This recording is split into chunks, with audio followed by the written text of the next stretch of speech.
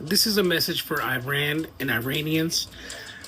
A large portion of Americans do not support going to war.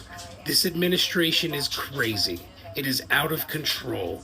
And we also understand that Israel is, and for quite some time, has been a bully. So please understand that we know our administration is out of control, racist, unhinged, and they only care about themselves. So I'll leave you with this: peace, love, and equality. These are just some of the buildings that were destroyed in Iran by the Israeli missile attacks that were launched by Benjamin Netanyahu, one of the allies of Donald Trump and a friend to the United States. And Trump confirmed that he is at the center stage of these attacks. What does it mean to the Americans?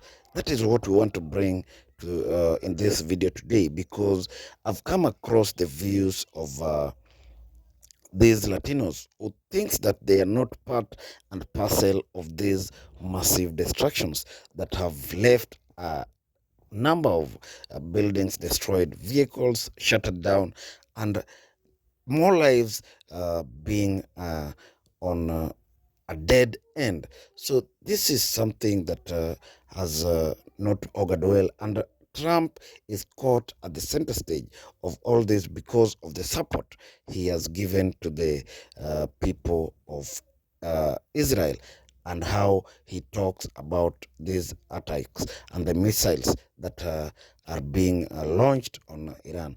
Some of the missiles were attributed to have come from the United States, with the military responding to that.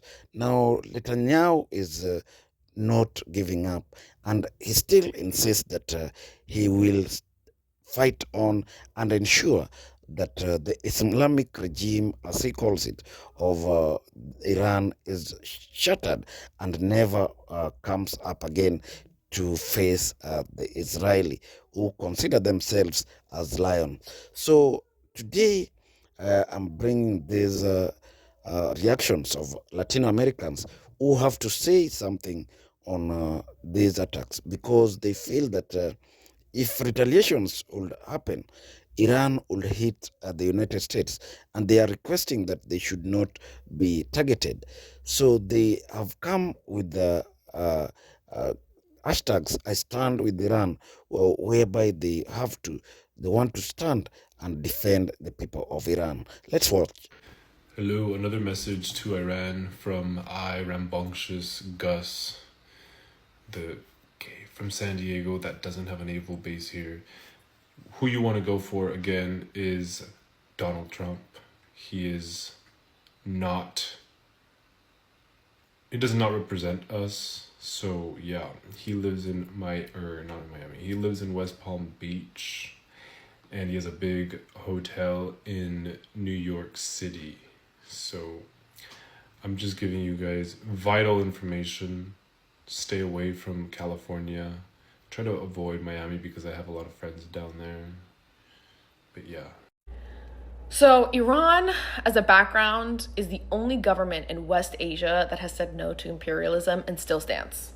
So let's keep that in mind, right? No other country in the region has endured so much economic warfare, political isolation, bombings, assassinations, and then still kept their systems intact.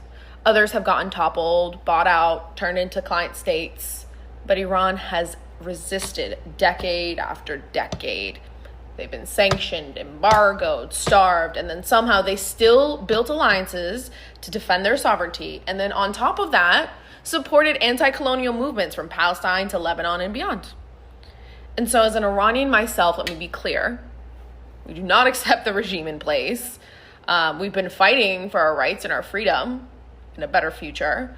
But we need to realize that this war, this pressure from the outside, isn't what's going to change Iran, because it was never about helping them. Okay? It's about control. They want to overthrow Iran's government, not for the people, but because America cannot extract profit from Iran's resources. And that is the truth that no one wants to say out loud. That's why they're targeted, and that's why they're demonized. It's not because they're irrational or dangerous. It's because they're a living example of resistance. Think about it, right? A country that has never been colonized or co-opted or crushed after 45 years, that terrifies the West.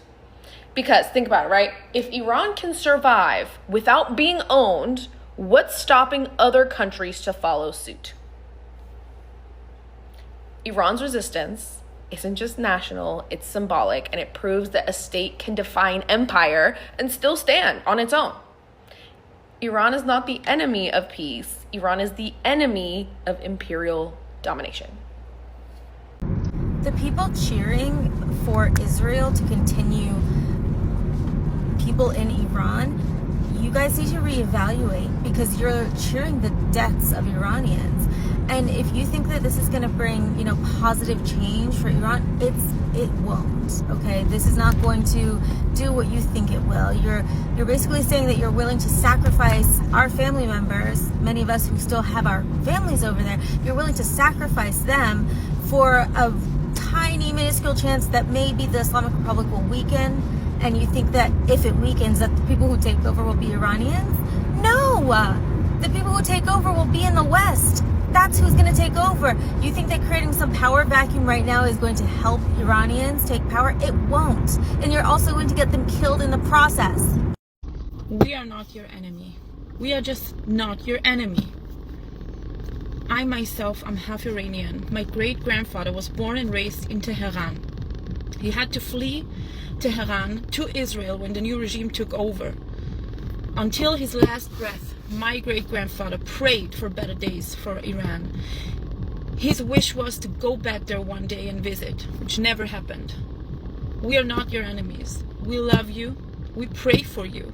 We want you to be free again. And this is what I want you to understand. Please, everyone, stay safe. And let's love each other. There's enough hate.